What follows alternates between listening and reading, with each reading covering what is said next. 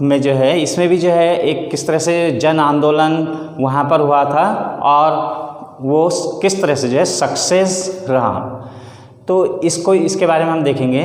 तो इसमें जो है जो बोलीविया है, Bolivia is a poor country in Latin America. एक गरीब राष्ट्र है बोलीविया लैटिन अमेरिका में। और सन 2000 में बोलीविया में एक वाटर प्रॉब्लम यानी जल संकट वहाँ पर जो है उत्पन्न हो गया था। तो इसका जो मेन कारण था कि बोलीविया का जो शहर है कोचबाम्बा, बोलीविया का शहर कोचबाम्बा में शासन के द्वारा जो है वहाँ पर जो है नगर पालिका के माध्यम से जो वाटर सप्लाई की जाती थी और उचित दरों में की जाती थी। वहाँ पर जो है लोगों की जो इनकम्स है, उनकी जो एवरेज इनकम है वो काफ़ी कम है। लोग जो हैं एक पुअर मतलब मिडिल क्लास जो लोग हैं वहाँ पर रहते हैं। तो वहाँ पर जो है वाटर सप्लाई जो है नगर पालिका के माध्यम से की जाती थी शासन के द्वारा।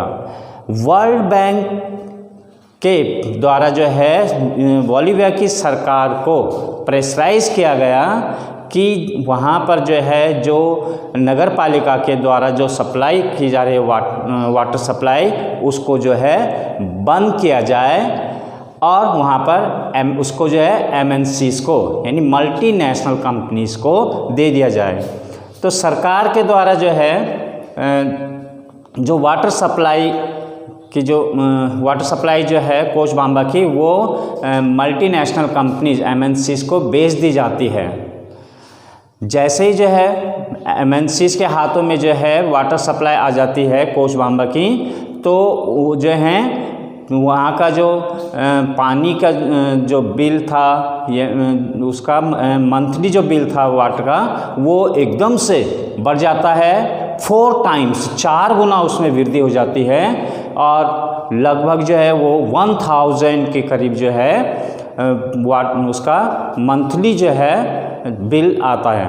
तो क्योंकि मैंने जैसा बताया था कि कोचबाम्बा के जो लोग हैं वो क्या हैं, एक लो इनकम वाले हैं। तो लोगों की जो एवरेज इनकम है वो 5000 के करीब है। तो जब वो बिल को देखते हैं तो उनके होश उड़ जाते हैं, वो आश्चर्यचकित हो जाते हैं और इससे जो है वहाँ के लोगों में बड़ा रोष होता है। तो लोग जो हैं एकत्रित होते हैं और सरकार के विरुद्ध जो MNCs है उनके खिलाफ जो है वो अपना आंदोलन शुरू करते हैं, अपना जो उनका जो उसका विरोध जो है वो शुरू करते हैं। तो वहाँ पर जो विभिन्न अलग अलग वर्ग के लोग जो श्रमिक हैं, जो वहाँ के सामुदायिक जो लीडर्स हैं, जो कार्यकर्ता हैं, सब मिल कर के जो है एक स्ट्राइक करते हैं शहर के अंदर और एक संगठन बनाते हैं, स्ट्राइक करते हैं। सरकार से जो है उनकी बातचीत होती है, लेकिन ये बातचीत जो है बिल्कुल सार्थक नहीं रहती है, इसका कोई परिणाम नहीं निकलता है। तो इसके पश्चात जो है जो वहाँ के जो लोग हैं वो मजबूर होकर के जो है एक जन आंदोलन के लिए उनको मजबूर होना पड़ता है। और इस बार जो है सभी लोग जो हैं आंदोलन के लिए जो हैं वो सड़कों पर आ जाते हैं। सरकार के द्वारा भी जो है लोगों के इस प्रयास को, इस जन आंदोलन को रोकने के लिए, दबाने के लिए पूरा बंदोबस्त किया जाता है। लोगों को जो है उन पर जो है बर्बरता पूर्वक जो है लाठियाँ बरसाई जाती हैं और सरकार के द्वारा जो है मार्शल लॉ तक लगा दिया जाता है। किंतु लोगों की संगठन की जो शक्ति थी वो सरकार जो है उसको नहीं झुका सकी, नहीं तोड़ सकी, बल्कि सरकार को जो है लोगों की संगठन के आगे झुकना पड़ा और उनकी सभी मांगों को मानना पड़ा।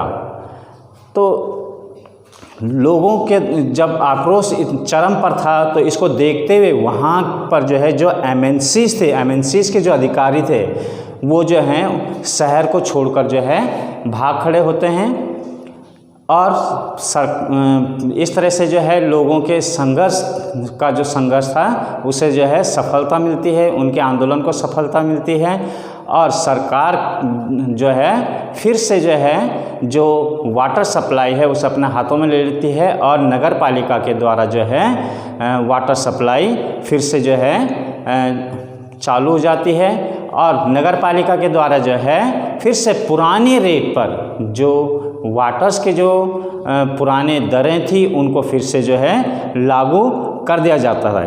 तो इस तरह से जो है वहाँ के लोगों का जो संघर्ष था वो सफल रहा और इसको जो है बोलिविया का वाटर वार कहा जाता है। This came to be known as of water war. एक चीज़ इसमें आती है बेटा, हमने जो है आपको दो मूवमेंट्स के बारे में इसमें बताया कि एक तो नेपाल में जो डेमोक्रेसी को लेकर के मूवमेंट हुआ था, दूसरा जो बोलिविया में जो है ये वाटर वार जिसको नाम दिया गया वह इसके लिए जो है वहाँ पर जो है सफलता के लिए जो जन संघर्ष हुआ।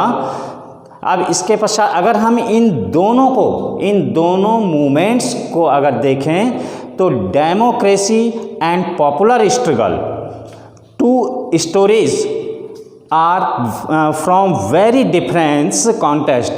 The movement in Nepal was to stabilize democracy, while the struggle in Bolivia involved claims on an elected democratic government.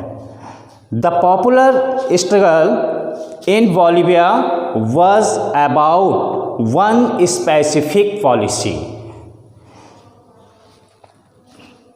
Nepal में जो आंदोलन हुआ था, मूवमेंट हुआ था, वो डेमोक्रेसी को स्थापित करने के लिए किया गया था और इसका उद्देश्य जो था डेमोक्रेसी की स्थापना थी। वहीं जो है अगर हम बोलिविया के जनसंघर्ष को देखें तो बोलिविया में जो जनसंघर्ष है वो डेमोक्रेटिक गवर्नमेंट को जनता की मांग मानने के लिए बाध्य होना पड़ा। दोनों ही मूवमेंट जो हैं, बोथ दिस स्ट्रगल